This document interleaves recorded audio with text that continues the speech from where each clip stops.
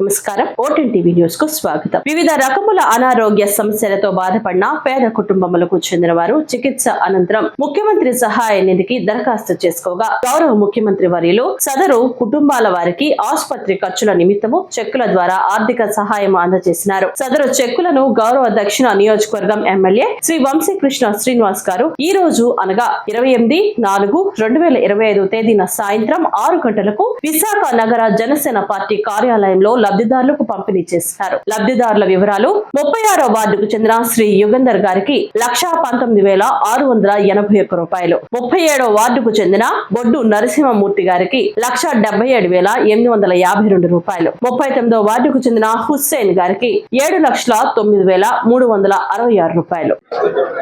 అందరికీ నమస్కారం. ఈరోజు సీఎం రిలీఫ్ ఫండ్ దక్షిణ నియోజకవర్గంలో దాదాపుగా ఈ వారంలో 10 మందికి ఇవ్వడం జరిగింది. అందులో ఈరోజు ముగ్గురికి ఒకరికి 2 లక్షలు, ఒకరికి 1,20,000, ఒకరికి 7,10,000.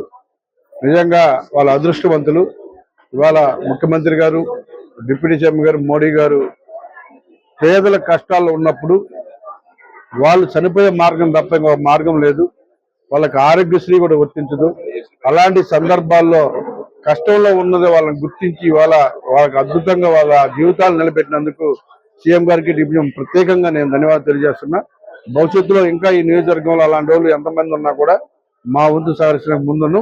అలాగే ఈరోజు మా గల్ఫ్ నుంచి మా సోదరులు పేద విద్యార్థులు కొన్ని కిట్లు ఇవ్వడం జరిగింది. వాళ్ళకు కూడా మా గల్ఫ్ సోదరులందరూ జనసైనికులు కూడా ప్రత్యేకంగా ధన్యవాదాలు.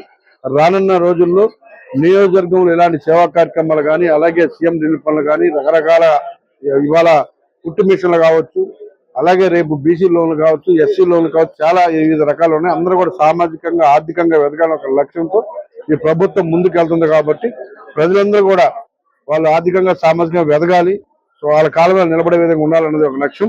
పేదలకు అండగా ఉండమే ఈ కూటమి ప్రభుత్వం లక్ష్యం. కాబట్టి ఇలాంటి ఇంకా ఎన్నో కార్యక్రమాలు చేయడానికి ప్రజలు సహకరించాలని మనస్ఫూర్తిగా కోరుకుంటున్నాను.